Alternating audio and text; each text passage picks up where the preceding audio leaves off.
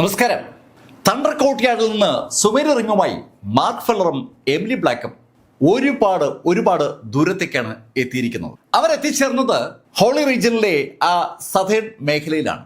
Heavenly cloud സെക്ഷനായി സമീപത്തുള്ള ഒരു മലയിൽ ലാൻഡ് ചെയ്ത ആ ടീം അവിടെ അങ്ങനെ വിശ്രമിക്കുമ്പോൾ മാർക്ക് ഫെല്ലർക്ക് ഒരു സാന്നിധ്യം ഫീൽ ചെയ്യുന്നുണ്ട്.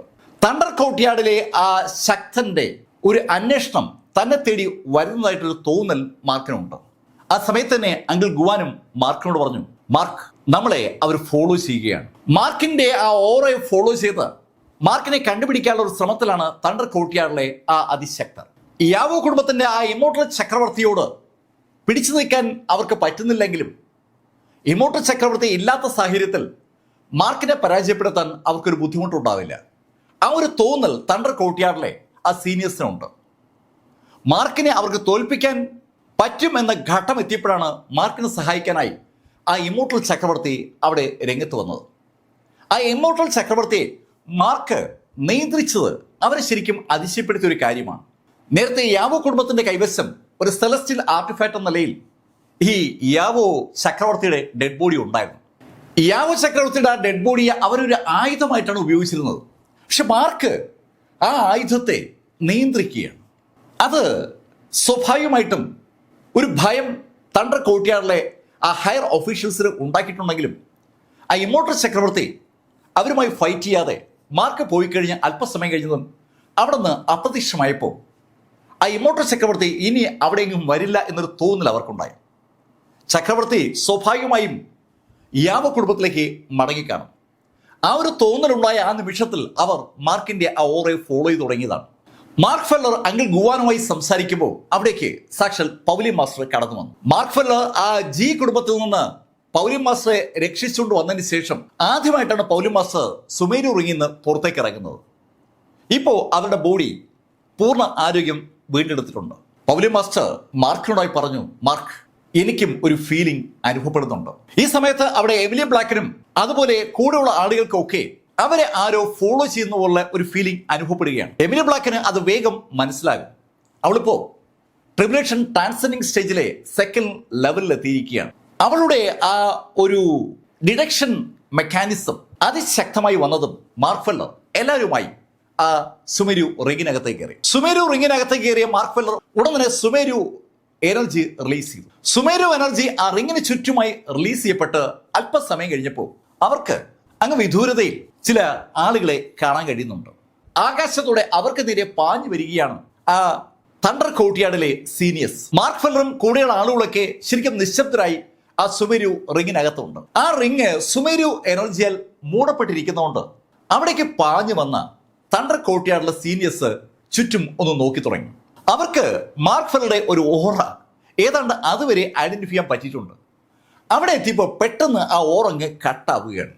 ആ ഓറ അവരെ അമ്പരപ്പിച്ചുകൊണ്ട് അപ്രത്യക്ഷമായിരിക്കുകയാണ്. മാർക്കിനും കൂട്ടർക്കും ഏതാണ്ട് 100 മീറ്റർ അകലെയായി ആ തണ്ടർ കോർട്ട്യാർഡിലെ സീനിയേഴ്സ് ഒക്കെ ഉണ്ട്. അവർ ചുറ്റും പരതി നോക്കുകയാണ്. മാർക്ക് എവിടെയോ ഒളിച്ചു എന്നുള്ള കാര്യത്തിൽ അവർക്കാർക്കും സംശയമൊന്നുമില്ല. അവര് അങ്ങനെ തിരക്കിക്കൊണ്ടിരിക്കുമ്പോൾ ആ മലയുമായി താരതമ്യം പ്രാപിച്ചിരിക്കുന്ന സുമേരു റിംഗ് പൂർണ്ണ നിശബ്ദതയിൽ അനങ്ങാതെ ആ മലയിൽ തന്നെ ഉണ്ട്. ഏകദേശം 1-2 മണിക്കൂർ ആ തണ്ടർ കോർട്ട്യാർഡിലെ ആളുകൾ അവിടെ തിരക്കി നടന്നു കാണും. മാർക്കിനെ കാണാതെ വന്നതും അവര് വിഷമത്തോടെ ഒന്ന് മടങ്ങി. അവർക്ക് മാർക്കിനെ കൈ കിട്ടും എന്നുള്ള ഒരു പ്രതീക്ഷ മടങ്ങുമ്പോഴും അവരുടെ ഉള്ളിലുണ്ട്. അവർ മടങ്ങുന്ന കണ്ടതും ജീന മാർക്കിനോട് പറഞ്ഞു, മാർക്ക്, എപ്പോഴും നമുക്ക് ഇതുപോലെ പ്രൊട്ടക്ട് ചെയ്ത് നിൽക്കാൻ പറ്റില്ല. അതെ ജീന, അതെനിക്കറിയാം. നമ്മളെല്ലാവരും കൂടുതൽ ശക്തരാകേണ്ടിയിരിക്കുന്നു. ശക്തരാകേണ്ട ആവശ്യകതയെക്കുറിച്ച് അവരെങ്ങനെ ചർച്ച ചെയ്യുമ്പോഴാണ് മാർക്കിനെ അവിടേക്ക് വന്ന ഇമ്മോർട്ടൽ എംപറർ അടുത്തേക്ക് വിളിക്കുന്നത്. മാർക്കും ഇമ്മോർട്ടൽ ചക്രവർത്തിയും തമ്മിൽ ഒരു കരാറുണ്ട്. ആ കരാറ് ഇപ്പോൾ ആ ഇമ്മോർട്ടൽ ചക്രവർത്തി പാലിച്ചു കഴിഞ്ഞു. 3 തവണ മാർക്കിനെ രക്ഷിക്കുമെന്നാണ് ഇമ്മോർട്ടൽ ചക്രവർത്തി മാർക്കിന് കൊടുത്ത വാക്ക്.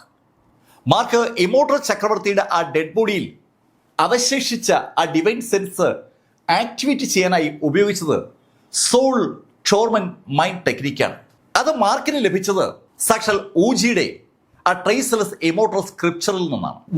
വളരെ അമൂല്യമായ ആ ഗ്രന്ഥത്തിൽ വളരെ ചെറിയ അളവിൽ ഡിവൈൻ സെൻസോ സോളിന്റെ അംശവും ഉണ്ടെങ്കിൽ അതുപയോഗിച്ച് ഒരു ബോഡി എങ്ങനെ ആക്ടിവേറ്റ് ചെയ്യാമെന്ന് വിശദമായി പ്രതിപാദിക്കുന്നുണ്ട്. മാർക്ക് ആ സ്ക്രിപ്ചറിനകത്ത് നടത്തിയ ആ പഠനത്തിലൂടെയാണ് ശരിക്കും ഇമോർട്ടൽ എംപറർക്ക് ഇപ്പം ജീവൻ തിരിച്ചു കിട്ടിയിരിക്കുന്നത്.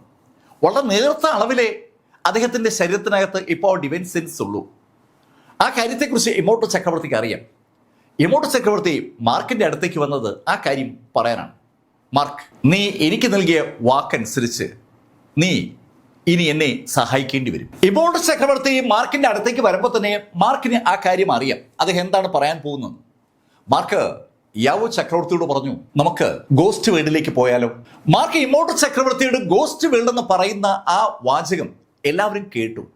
അത് കേട്ടതും സകലരും ഒന്ന് ഞെട്ടിയെന്ന് പറയാം. ഒരാൾ മരിച്ചു കഴിയുമ്പോഴാണ് ആ ആളിന്റെ ആത്മാവ് ഗോസ്റ്റ് വേൾഡിലേക്ക് പോകുന്നത്. ആ ഗോസ്റ്റ് വേൾഡിലേക്ക് സാധാരണഗതിയിൽ മനുഷ്യർക്ക് പോകാൻ കഴിയില്ല. അവിടേക്ക് മാർക്ക് പോകാന്ന് പറയുമ്പോൾ അതിൽ ഒരുപാട് കുഴപ്പങ്ങളുണ്ട്. മാർക്ക് അവിടേക്ക് ചെന്ന് കഴിഞ്ഞാൽ ചിലപ്പോൾ മാർക്കിന് മടങ്ങാൻ പറ്റില്ല. അതിശക്തർക്ക് മാത്രമാണ് അവിടേക്ക് പ്രവേശനം കിട്ടുക. സ്വന്തം ബോഡിയുമായിട്ട് ഒരാൾക്കും അവിടേക്ക് പോകാൻ കഴിയില്ല. അവരുടെ ബോഡി അവർ സുരക്ഷിതമായി എവിടെയെങ്കിലും ഉപേക്ഷിച്ചതിന് ശേഷം അല്ലെങ്കിൽ സൂക്ഷിച്ചതിന് ശേഷം അവിടെ ആത്മാവിനെ ബോഡിയിൽ നിന്ന് പുറത്തിറക്കി വളരെ ദൂരം യാത്ര ചെയ്താണ് ആ ആത്മാവ് ആ ഗോസ്റ്റ് വേൾഡിൽ എത്തേണ്ടത്. ഗോസ്റ്റ് വേൾഡിൽ ബോഡികൾക്ക് പ്രവേശനമില്ല, അവിടെ ആത്മാക്കളെ മാത്രമേ സ്വീകരിക്കത്തുള്ളൂ. മാർക്കിന്റെ ബോഡി ആ സുമേരു റിങ്ങിനകത്ത് സുരക്ഷിതമായി ഏൽപ്പിച്ചതിന് ശേഷം ഗോസ്റ്റ് വേൾഡിലേക്ക് ആത്മാവുമായി പോയാൽ മാർക്കിന്റെ ആത്മാവിന് എന്തെങ്കിലും സംഭവിച്ചാൽ മാർക്ക് മരണപ്പെട്ടു എന്ന് വ്യക്തമാണ്.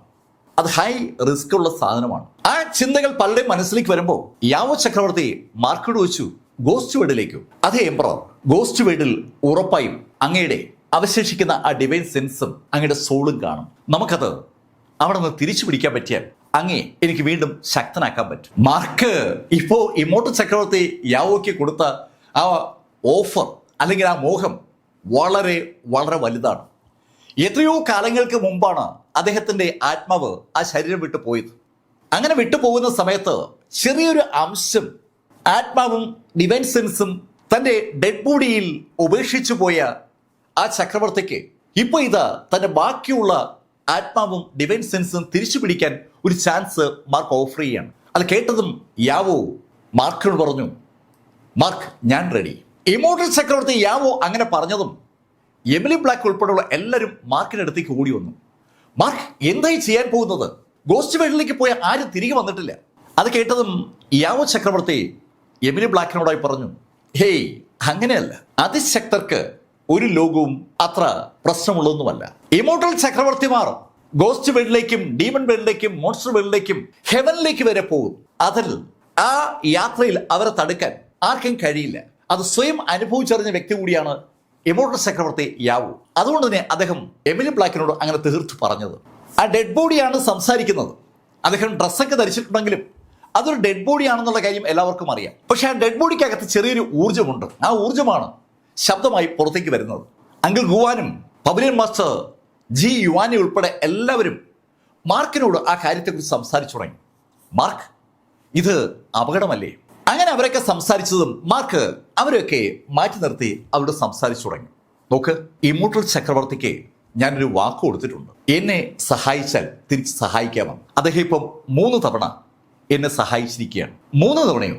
മാർക്ക്, അദ്ദേഹം തണ്ടർ കോർട്ട്യാർഡിൽ 1 തവണയല്ലേ നമ്മൾ സഹായിച്ചുള്ളൂ? ഹേയ്, അവിടെ അദ്ദേഹം 3 ആളുകളെ എതിരിട്ടായിരുന്നു. അതുകൊണ്ടാണ് അദ്ദേഹം അത് 3 തവണ എന്ന് പറയുന്നത്. ഇമോർട്ടൽ ചക്രവർത്തിയോട് കണക്ക് പറയാൻ കഴിയില്ല എന്ന യാഥാർത്ഥ്യം മാർക്കിന് അറിയാം. തർക്കിക്കാനും പറ്റില്ല. അദ്ദേഹം വല്ലാതെ പവർഫുള്ളാണ്. അതറിയാവുന്ന മാർക്ക് ആ സംഭാഷണം അവിടെ കട്ട് ചെയ്തിട്ട് അവരോട് പറഞ്ഞു, നോക്ക്, നമ്മൾ അദ്ദേഹത്തെ എതിർക്കാൻ നിന്നാൽ അദ്ദേഹം നമ്മളെ തീർക്കും. ആ സാഹചര്യം ഉണ്ടാക്കുന്നതിന് പകരം ഒരു ശ്രമം നടത്തി നോക്കുന്നല്ലേ ശരി. മാർക്ക് ഫെല്ലറുടെ ആ അഭിപ്രായത്തിന് പതുക്കെ പതുക്കെ മുൻതൂക്കം വന്നപ്പോൾ മാർക്ക് എമിലി ബ്ലാക്കിനോടും അങ്കിൾ ഗുവാനോടായി പറഞ്ഞു, നോക്ക്, ഈ റിങ്ങിന് ചുറ്റുമുള്ള സുമേരു എനർജി ഒരു കാരണവശാലും നിങ്ങൾ കുറയാൻ ഇടവരുത്തരുത്. സുമേരു എനർജി കുറഞ്ഞാൽ ആ നിമിഷം ഈ റിങ് കണ്ടെത്തപ്പെടും. നേരത്തെ ശക്തമായ സുമേരു എനർജി ആ റിങ്ങിന് ചുറ്റും ഉണ്ടായിരുന്നത് കൊണ്ടാണ് തണ്ടർ കോർട്ട്യാർഡിലെ ആ അതിശക്തർക്ക് പോലും മാർക്കിന്റെ ആ സുമേരു റിങ്ങിനെ കണ്ടെത്താൻ പറ്റാതെ പോയത്. മാർക്ക് പറയുന്ന കാര്യം അവർക്ക് എല്ലാവർക്കും ബോധ്യമുള്ളതാണ്. അവരും അത് കണ്ടതാണ്. മാർക്ക് അങ്കിൾ ഗുവാനോടായി പറഞ്ഞു, അങ്കിൾ, ഈ സുമേരു റിങ്ങിനെ അങ്ങും എമിലി കൂടി നിയന്ത്രിക്കണം.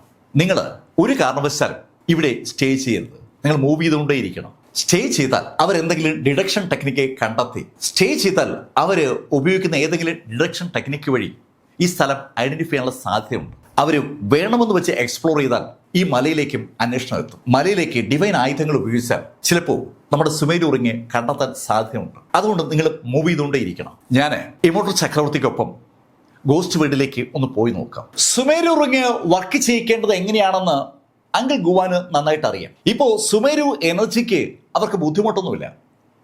ഇഷ്ടംപോലെ എനർജി അവർക്ക് റിലീസ് ചെയ്യാൻ പറ്റും. രണ്ടുപേരും അതിശക്തരാണ്. അത് മാത്രമല്ല, അതിനകത്ത് ആ ക്യൂൻ കുടുംബത്തിൻ്റെ ആ അമൂല്യമായ മരമുണ്ട്. ആ മരത്തിൻ്റെ വേരുകൾ അങ്ങ് ശൂന്യതയിലേക്ക് താഴ്ന്നു പോയിരിക്കുകയാണ്.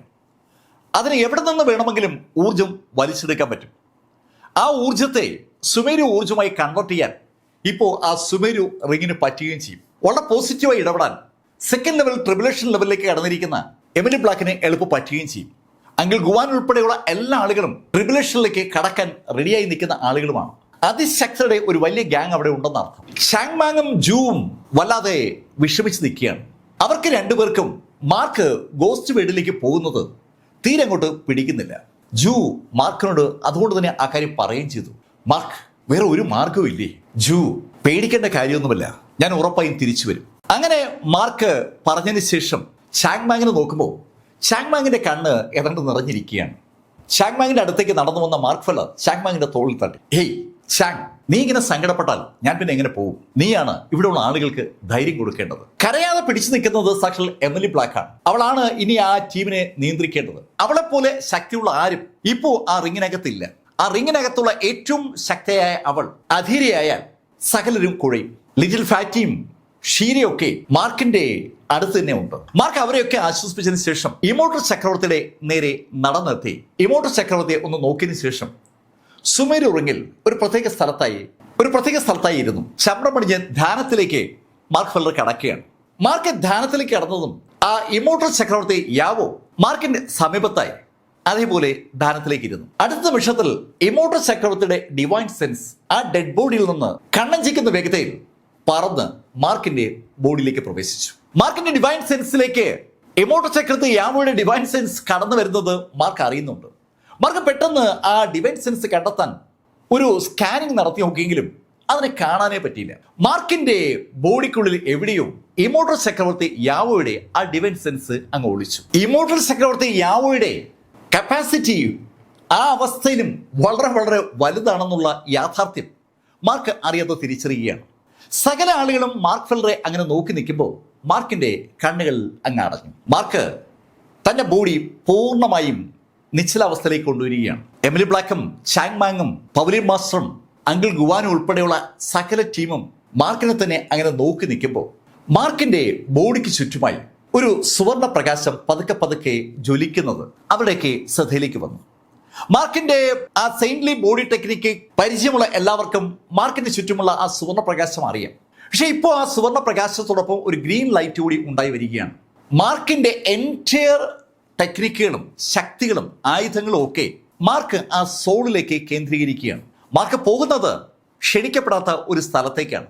ആ ഗോസ്റ്റ് വേൾഡിൽ എത്തുന്ന മാർക്ക് സർവശക്തനല്ലെങ്കിൽ മാർക്ക് അവിടെ അവസാനിക്കും. മരിച്ചതിന് ശേഷം മാത്രം ആളുകൾക്ക് പ്രവേശനമുള്ള ആ സ്ഥലത്തേക്ക് മാർക്ക് അതിക്രമിച്ച് കടക്കാൻ പോവുകയാണ്. ആ യാഥാർത്ഥ്യം മാർക്ക് ഫെല്ലർക്ക് അറിയാം. മാർക്ക് താൻ അതുവരെ സമ്പാദിച്ച അറിവുകൾ മുഴുവൻ തന്റെ സോളിലേക്ക് തന്നെ കേന്ദ്രീകരിക്കുകയാണ്. മാർക്കിന്റെ പിതാവ് ഉപേക്ഷിച്ചു പോയ ആ പുസ്തകത്തിൽ നിന്ന് മാർക്ക് നേടിയ അറിവുകളും ആ പുസ്തകം ഉൾപ്പെടെ ഇമോർട്ടൽ സ്ക്രിപ്ചർ ഉൾപ്പെടെ ഇമോർട്ടൽ ചക്രവർത്തി ലീ മാർക്കിനെ ഹാൻഡ് ഓവർ ചെയ്ത ആ സർവ്വ സംഭവങ്ങളും ഹാർട്ട് ഓഫ് തണ്ടർ ഉൾപ്പെടെ എല്ലാം മാർക്കിന്റെ സോളിലേക്ക് കേന്ദ്രീകരിച്ചു. മാർക്കിന്റെ സോൾ ഇപ്പോൾ യഥാർത്ഥത്തിൽ ആ ഈവിൾ ഐ വരെ കയ്യിൽ കരുതുകയാണ്. മാർക്ക് ഉപയോഗിക്കുന്ന എല്ലാം ഡിവൈൻ വെപ്പണുകളാണ്. ആ ഡിവൈൻ വെപ്പണുകൾ അതുകൊണ്ട് തന്നെ മാർക്കിന്റെ ബോഡിക്കും അതുപോലെ സോളിനും ഉപയോഗിക്കും.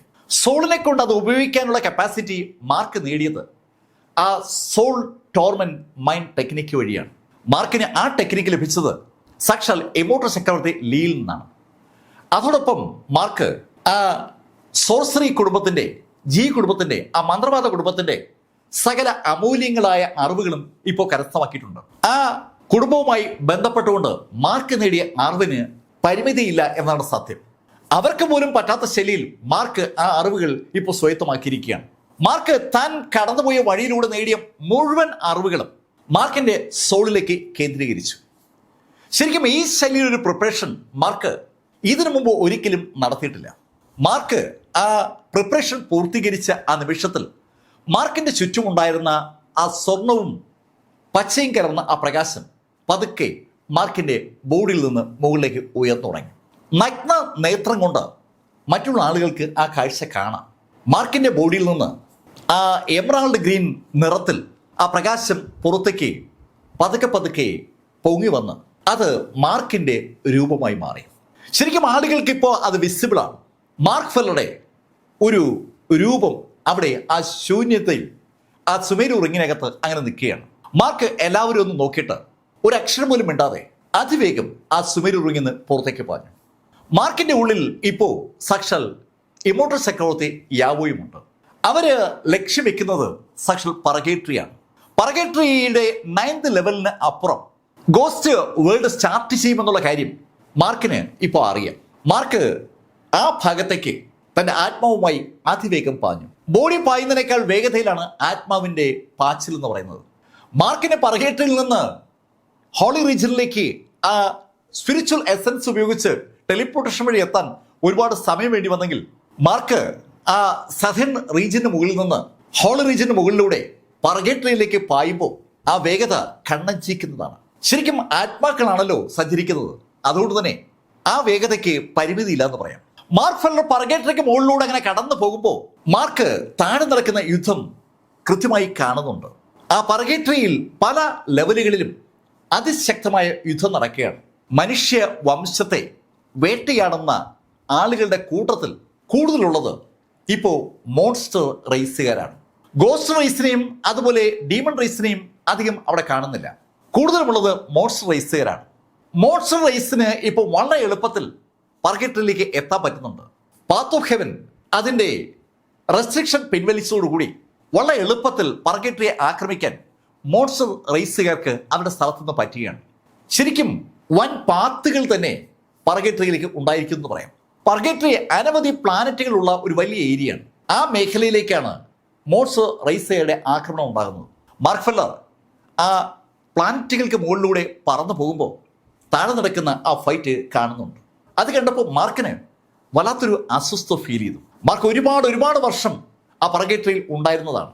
അവിടെയുള്ള മനുഷ്യരുടെ നിലനിൽപ്പ് ശരിക്കും അപകടത്തിലാണെന്നുള്ള ആ യാഥാർത്ഥ്യം മാർക്ക് തിരിച്ചറിഞ്ഞപ്പോൾ യാവോ ചക്രവർത്തി മാർക്കിനോട് പറഞ്ഞു, മാർക്ക്, നീ ഇപ്പോൾ അതിനെക്കുറിച്ചൊന്നും ആലോചിക്കണ്ട.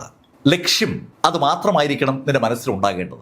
മാർക്കിന്റെ ലക്ഷ്യം ഗോസ്റ്റ് വേൾഡാണ്. ഗോസ്റ്റ് വേൾഡിലേക്ക് പാഞ്ഞു പോകുന്ന മാർക്ക് താഴെയുള്ള ലക്ഷ്യങ്ങളിലേക്ക് ശ്രദ്ധ കേന്ദ്രീകരിച്ചാൽ മാർക്ക് പരാജയപ്പെടും. അത് യാവോ ചക്രവർത്തിക്ക് അറിയാം. അദ്ദേഹം അതുകൊണ്ടാണ് മാർക്കിനെ ആ ശൈലിയിൽ ഒന്ന് ഓർമ്മപ്പെടുത്തിയത്. മാർക്ക് ഫെല്ലറും യാവോ ചക്രവർത്തിയും അതിവേഗം ആ പർഗേറ്ററിയുടെ 9ാമത്തെ ലെവലിന് മുകളിലൂടെ കടന്നു പോകുമ്പോൾ മാർക്കിന് ചുറ്റും പുക വന്നു തുടങ്ങി. ശരിക്കും പർഗേറ്ററിയുടെ എൻഡും ഗോസ്റ്റ് വേൾഡിന്റെ എൻഡും ഏതാണ്ട് കൂടിച്ചേർന്നാണ് നിൽക്കുന്നത്. മാർക്ക് ആ പർഗേറ്ററി കടന്നു തുടങ്ങുമ്പോൾ പാത്ത് ഓഫ് ഹെവന്റെ ആ എനർജി കുറഞ്ഞു വരുന്നത് മാർക്കിന് ഫീൽ ചെയ്യുന്നുണ്ട്. മറ്റൊരു എനർജിയുടെ സാന്നിധ്യം മാർക്കിന് അനുഭവപ്പെട്ടു തുടങ്ങിയാണ്. ഒരു പ്രത്യേക പോയിന്റിൽ എത്തിയതും യാവോ ചക്രവർത്തി മാർക്കിനോട് പറഞ്ഞു, മാർക്ക്, ഇനി നീ ശ്രദ്ധിക്കുക, ഇവിടെ മുതൽ ഗോസ്റ്റ് വേൾഡ് സ്റ്റാർട്ട് ചെയ്യാണ്. ശരിക്കും ഒരു അതിർത്തി എന്ന് പറയാൻ കഴിയുന്ന ഒരു മേഖലയിൽ മാർക്ക് എത്തിയെന്ന് പറയാം. മാർക്ക് ഇപ്പോൾ ഗോസ്റ്റ് വേൾഡിന്റെ പാത്ത് ഓഫ് ഹെവനിലേക്ക് കടന്നിരിക്കുകയാണ്. ഇതുവരെ മാർക്ക് വന്നത് മനുഷ്യ വംശത്തിന്റെ പാത്ത് ഓഫ് ഹെവനിലൂടെയാണ്. ശരിക്കും അത് വളരെ വിശാലമായ പാതയാണ്. അതേപോലെ വിശാലമായ പാത ആ ഗോസ്റ്റുകൾക്കുമുണ്ട്. എല്ലാ ജീവജാലങ്ങളും മരിച്ചതും മരിക്കാത്തതുമായ എല്ലാം ഹെവനുമായി കണക്ട് ചെയ്യപ്പെട്ടിരിക്കുന്നു. എല്ലാവർക്കും അവരുടേതായ പാത്തുകളുണ്ട്. മനുഷ്യവംശത്തിന്റെ പാത്ത് കടന്ന് മാർക്കിപ്പോൾ ഗോസ്റ്റ് വംശത്തിന്റെ പാത്തിലേക്ക് കടക്കുകയാണ്. മനുഷ്യരുടേതുപോലെ തന്നെ വളരെ വിശാലമായ ഒരു പാത്ത്, ശരിക്കും ഒരു കടലാണെന്ന് പറയാം. മാർക്ക് അതിനകത്തേക്ക് കടക്കുമ്പോൾ ഇതുവരെ മാർക്കിന് അനുഭവപ്പെട്ടിരുന്ന ആ ഊർജമല്ല അനുഭവപ്പെടുന്നത്. ഒരു വ്യത്യസ്തത മാർക്കിന് ഫീൽ ചെയ്യുന്നുണ്ട്. മാർക്ക് ഫെല്ലർ മുന്നോട്ട് അങ്ങനെ നീങ്ങുകയാണ്. അങ്ങനെ നീങ്ങുമ്പോൾ ഒരു തരത്തിലുമുള്ള ജീവന്റെ സാന്നിധ്യവും മാർക്കിന് ഫീൽ ചെയ്യുന്നില്ല. പക്ഷേ ആ യാത്ര കുറെ സമയം കഴിഞ്ഞപ്പോൾ മാർക്കിന് അതിമനോഹരമായ ചില രംഗങ്ങൾ കാണാൻ പറ്റുകയാണ്. ശരിക്കും മാർക്ക് ഇപ്പോൾ കാണുന്നത് ഒരു ഫൈറ്റാണ്. ഗോസ്റ്റ് വേർഡിനകത്തേക്ക് മാർക്ക് കടന്നു വന്ന് ആ ഫൈറ്റ് മാർക്കിനോട് വിളിച്ചു പറയുകയാണ്. അവിടെ പല തരത്തിലുമുള്ള ആളുകളെ, മനുഷ്യരെ മാർക്കിനെ കാണാൻ പറ്റി. ശരിക്കും മനുഷ്യന്റെ രൂപമുള്ള ആത്മാക്കളാണ് അവിടെ ഉള്ളത്. എല്ലാ ആത്മാക്കൾക്കും ഭൂമിയിൽ എന്ത് രൂപമാണോ ഉണ്ടായിരുന്നത് ആ രൂപം അവിടെ വിസിബിളാണ്. ആ രൂപത്തിൽ നിന്നുകൊണ്ടാണ് അവർ പരസ്പരം ഏറ്റുമുട്ടുന്നത്. ആ കൂട്ടത്തിൽ മാർക്ക് വേറെയും രസകരമായ കാഴ്ചകൾ കണ്ടു. അനവധി ജീവികൾ അവരുടെ ഒറിജിനൽ രൂപത്തിൽ അവിടെ ഏറ്റുമുട്ടുകയാണ്. ശരിക്കും അത് ആത്മാക്കൾ മാത്രമാണെങ്കിലും അവരും അവിടെ എത്തിയിരിക്കുകയാണ്. ഈ പ്രപഞ്ചത്തിലെ ഏത് ജീവി മരിച്ചാലും അവരുടെ ആത്മാവ് അവിടെ ആ ഗോസ്റ്റ് വേൾഡിൽ എത്തുമെന്നുള്ള ഒരു സൂചനയാണ് മാർക്കിന് അത് കണ്ടപ്പോൾ തോന്നിയത്. മാർക്ക് കൗതുകത്തോടെ അങ്ങനെ നോക്കുമ്പോൾ ചില ആളുകളെങ്കിലും മാർക്കിന്റെ സാന്നിധ്യം തിരിച്ചറിഞ്ഞു. മാർക്കിനെ കണ്ടതും പരസ്പരം ആക്രമിച്ചുകൊണ്ടിരുന്ന ആ ആളുകൾ മാർക്കിനെ അങ്ങ് വളഞ്ഞു. മാർക്കിനെ അവരങ്ങ് വളഞ്ഞതും മാർക്കിനെ അവരെ അറ്റാക്ക് ചെയ്തതും ഒരേ നിമിഷത്തിലാണ്. സെൽഫ് ഡിഫൻസ് പെട്ടെന്ന് നമുക്കുണ്ടാവുമല്ലോ. അവരെ മാർക്കിനെ അറ്റാക്ക് ചെയ്തതും മാർക്ക് കയ്യൊന്ന് അനക്കി. മാർക്ക് ഈ ഹോളി റീജിയനിൽ വെച്ച് സ്വയത്തമാക്കിയ, അല്ലെങ്കിൽ തണ്ടർ കോട്ടിയാടി വെച്ച് സ്വയത്തമാക്കിയ ആ തണ്ടറാണ് മാർക്കൊന്ന് ഉപയോഗിച്ച് നോക്കിയത്. ഈ ഗോസ്റ്റ് വേർഡിൽ ആ ഹാർട്ട് ഓഫ് തണ്ടർ വർക്ക് ചെയ്യുമോ എന്നൊന്ന് നോക്കണമല്ലോ. മാർക്കിന്റെ ഫിസിക്കൽ ബോഡി ഇവിടെ ഇല്ല. മാർക്കിന്റെ ഫിസിക്കൽ ബോഡിയെ അനുസ്മരിപ്പിക്കുന്ന ആ സോൾ ബോഡിയാണ് അവിടെ ഉള്ളത്. മാർക്ക് തന്നെയാണ് അവിടെ നിൽക്കുന്നത്. പക്ഷേ അത് വെറും ഒരു പുക പോലെയാണ് അനുഭവപ്പെടുക. അതുപോലെ തന്നെയാണ് മറ്റുള്ളവരുടെ ബോഡിയും. ആ പുക പോലെ ഇരിക്കുന്ന ആ ബോഡിയിൽ മാർക്ക് കൈയൊന്ന് ഉയർത്തിയതും മാർക്കിന്റെ ആ കൈ ഉയർന്ന നിമിഷത്തിൽ അവിടെയുള്ള ആകാശത്തു നിന്ന് ശരിക്കും പ്രകാശവും അതുപോലെ ശബ്ദവും ഉണ്ടായി. ആ പ്രകാശം മാർക്കിന്റെ ആ തണ്ടർ ലൈറ്റ്നിങ് തന്നെയാണ്. ഇടിമിന്നൽ അതിശക്തമായി മാർക്കിനെ ആക്രമിക്കാൻ വന്ന ആളുകളുടെ പുറത്തേക്ക് വീണതും അവരൊക്കെ ഒന്നാകെ ചിതറി. അവരെ ചിതറിയതും മാർക്കിന്റെ ഇടത് കൈയിൽ ഒരു നമ്പർ തെളിഞ്ഞു വന്ന നമ്പർ 18ആണ്. മാർക്ക് അമ്പരപ്പോടെ ചുറ്റും നോക്കുമ്പോൾ മാർക്കിന്റെ ആ ഇടിയും മിന്നലുമായിട്ട് കൊല്ലപ്പെട്ട ആളുകളുടെ എണ്ണം, അല്ലെങ്കിൽ ജീവികളുടെ എണ്ണം 18ആണ്. ആ ബോഡികൾ ചിതറിയപ്പോൾ ശരിക്കും അവരുടെ ആത്മാവ് അല്പം കൂടെ ദൂരേക്ക് ചിതറിയതേ ഉള്ളൂ. മാർക്ക് ആ ആത്മാക്കളുടെ ആ രൂപമാകാനുള്ള കപ്പാസിറ്റി നശിപ്പിച്ചു എന്ന് വേണമെങ്കിൽ നമുക്ക് പറയാം. മാർക്കിന് ഒരു പിടിയും കിട്ടുന്നില്ല എന്താണ് സംഭവിക്കുന്നത്. മാർക്കിന്റെ ഇടത് കൈയിൽ ആ 18 കണ്ട മാർക്ക് ആ 18ലേക്ക് അങ്ങ് നോക്കുമ്പോൾ പെട്ടെന്ന് മാർക്കിന്റെ തൊട്ടടുത്ത് ഒരു ശബ്ദം. മാർക്ക് ശബ്ദം കേട്ട് തിരിഞ്ഞപ്പോൾ ഒരാൾ ചിരിച്ചുകൊണ്ട് മാർക്കിനെ നോക്കി നിൽക്കുകയാണ്. ആ ആളെ കണ്ട മാർക്കിന് നല്ല പരിചയം. പക്ഷെ ആ ആളെ ഓർത്തെടുക്കാൻ പറ്റുന്നില്ല. തനിക്ക് പരിചയമുള്ള ആ ആളിനെ തനിക്ക് ഓർത്തെടുക്കാൻ പറ്റുന്നില്ല എന്ന യാഥാർത്ഥ്യം തിരിച്ചറിഞ്ഞ മാർക്ക് ഫെല്ലർ ശരിക്കും അമ്പരപ്പോടെ ആ കാര്യം മനസ്സിലാക്കുകയാണ്. ഗോസ്റ്റ് വേർഡിലേക്ക് മാർക്ക് കടന്ന ആ നിമിഷത്തിൽ മാർക്കിന്റെ ഓർമ്മയിൽ നിന്ന് പലതും നഷ്ടമായിരിക്കുകയാണ്. ഗോസ്റ്റ് വേർഡിലേക്ക് കടക്കുന്ന എല്ലാവരുടെയും ഓർമ്മ ക്രമേണ അവരുടെ ആ ബോധ മനസ്സിൽ നിന്ന് അപ്രത്യക്ഷമാകും. അങ്ങനെ ഒരു കാര്യം മാർക്ക് നേരത്തെ വായിച്ചിട്ടുണ്ട്. പെട്ടെന്ന് അതാണ് മാർക്കിന്റെ മനസ്സിലേക്ക് വന്നത്. മാർക്ക് അമ്പരപ്പോടെ ആ സുമുഖനായ ചെറുപ്പക്കാരനെ നോക്കുമ്പോൾ അയാൾ മാർക്കിനോട് പറഞ്ഞു, ഒന്നും ഓർമ്മ വരുന്നില്ല അല്ലേ? അതങ്ങനെയാണ്. ഈ ഗോസ്റ്റ് വേൾഡിലേക്ക് കടക്കുമ്പോൾ നിങ്ങൾക്ക് ഉണ്ടാകുന്ന ചലഞ്ച് അതാണ്. നിങ്ങളുടെ ഓർമ്മ നശിച്ചു തുടങ്ങും. ഗോസ്റ്റ് വേൾഡിലേക്ക് ആളുകൾ എത്തുന്നത് മരണത്തിന് ശേഷമാണ്. മരണത്തിന് ശേഷം എത്തുന്ന ആളുകൾക്ക് ആർക്കും തന്നെ അവർ ജീവിച്ച സ്ഥലത്തെക്കുറിച്ചുള്ള ഓർമ്മകൾ ഉണ്ടാകത്തില്ല. ഇവിടേക്ക് മരിക്കാതെ നിങ്ങൾ കടന്നു വന്നിരിക്കുകയാണ്. ശരിക്കും നിങ്ങൾ അതിക്രമിച്ച് കടന്നതാണ്. അങ്ങനെ കടക്കുമ്പോൾ നിങ്ങൾക്ക് സ്വന്തം ഓർമ്മയുണ്ടായിരുന്നു.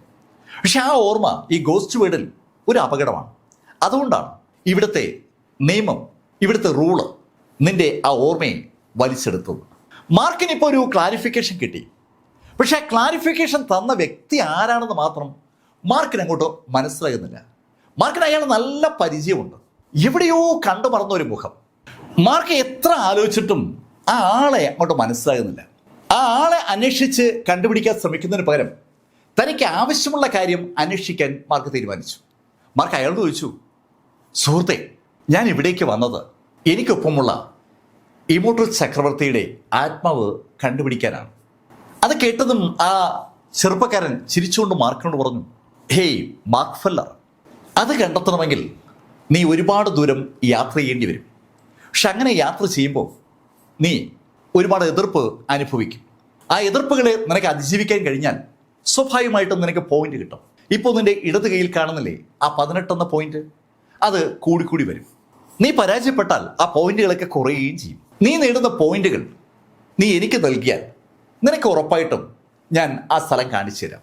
ഓക്കെ, എനിക്ക് എന്തിനാ പോയിന്റ്? ഞാൻ നേടുന്ന പോയിന്റൊക്കെ നിങ്ങൾക്ക് തരാം. ഹേയ് മാർക്ക് ഫെല്ലർ, നീ നേടുന്ന പോയിന്റുകൾ നിനക്ക് ശരിക്കും വേണ്ടി വരും. നിനക്ക് ഇവിടുന്ന് പുറത്തേക്ക് കടക്കാൻ പോയിന്റുകൾ കൂടിയേ തീരൂ. മാർക്ക് അതുവരെ പ്രതീക്ഷിക്കാത്തൊരു ഉത്തരമാണ് ആ വ്യക്തി പറഞ്ഞത്. ഇവിടെ രണ്ട് കാര്യങ്ങൾ മാർക്കിനെ അലട്ടി തുടങ്ങി. ഒന്ന്, അയാള് മാർക്കിന്റെ പേര് പറഞ്ഞ മാർക്കിനെ അഭിസംബോധന ചെയ്തത്. മാർക്കിന് നല്ല പരിചയമുള്ള ഒരാൾക്ക് മാത്രമല്ലേ മാർക്കിനെ അങ്ങനെ അഭിസംബോധന ചെയ്യാൻ പറ്റൂ.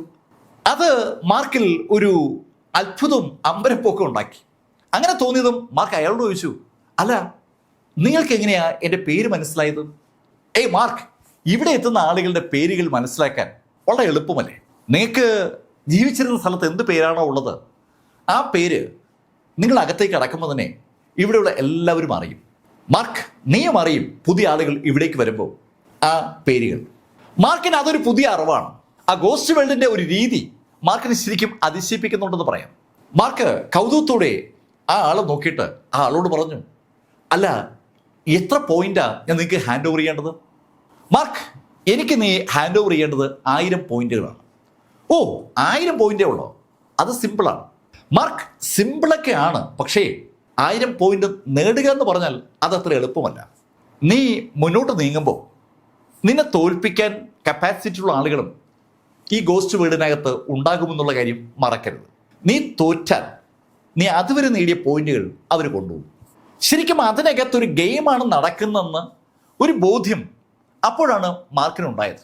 അത് കേട്ടതും മാർക്ക് അയാളോട് പറഞ്ഞു, പക്ഷെ എനിക്ക് മുന്നോട്ട് പോയേ തീരും. ഓക്കെ മാർക്ക്, എന്നാൽ നമുക്ക് മുന്നോട്ട് നീങ്ങാം. മാർക്കും അയാളും മുന്നോട്ട് നീങ്ങി തുടങ്ങി. മുന്നോട്ട് നീങ്ങുമ്പോഴാണ് മാർക്കിന് ആ ആള് പറഞ്ഞതിൽ ഒരുപാട് വാസ്തവമുണ്ടെന്നുള്ള യാഥാർത്ഥ്യം മനസ്സിലാകുന്നത്. മുന്നോട്ട് നീങ്ങുന്ന അനുസരിച്ച് മാർക്കിന്റെ മുകളിൽ അനുഭവപ്പെടുന്ന അറ്റാക്കും കൂടുകയാണ്. പല സ്ഥലത്തു നിന്നും പല ശൈലിയിലുള്ള ആളുകൾ അറ്റാക്ക് ചെയ്തു തുടങ്ങി.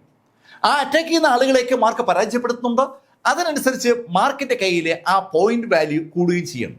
മാർക്ക് വിജയിക്കുന്ന കണ്ടതും പിന്നീട് ആരും മാർക്കിനെ അറ്റാക്ക് ചെയ്യാതായി. സ്വാഭാവികമായിട്ടും മാർക്കിന്റെ കയ്യിലുള്ള ആ പോയിന്റ് വർദ്ധിക്കുന്നുമില്ല.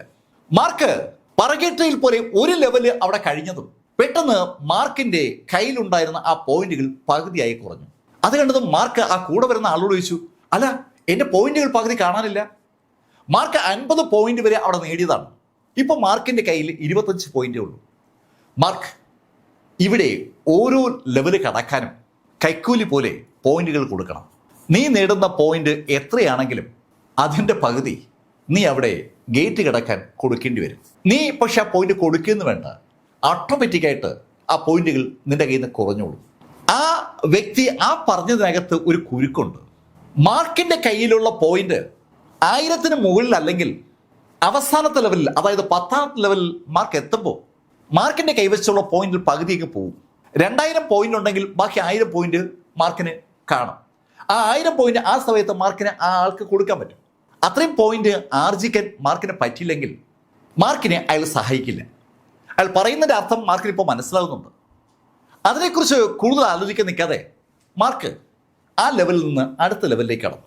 അടുത്ത ലെവലിലേക്ക് കടന്നപ്പോഴാണ് കഥ ആകെ മാറിയത് മാർക്ക് മനസ്സിലാക്കുന്നത്. അവിടെ മാർക്കിനെ എതിരേറ്റത് മഞ്ഞ നിറത്തുള്ള നദികളാണ്. എങ്ങോട്ട് നോക്കിയാലും കടും മഞ്ഞ നിറത്തുള്ള നദികളുടെ ഒരു ഒഴുക്ക മാർക്ക് കാണുന്നത്. എല്ലാ ഭാഗത്തു നിന്നും മഞ്ഞ നദികൾ അവിടെ താഴേക്കിന് ഒഴുകി ഇറങ്ങിയാണ്. ആ മഞ്ഞ നിറത്തുള്ള നദി അങ്ങനെ ഒഴുകി ഇറങ്ങുമ്പോൾ അതൊരു വല്ലാത്ത കാഴ്ചയാണ്. ശരിക്കും മഞ്ഞ തുണി ചുരുട്ടി ഇട്ടിരുന്നാൽ അത് കാറ്റടിക്കുമ്പോൾ അനങ്ങും പോലെയാണ് ആ നദികളുടെ ഒഴുക്ക്. ആ ഒഴുക്കിന് മാർക്ക് കണ്ടത്.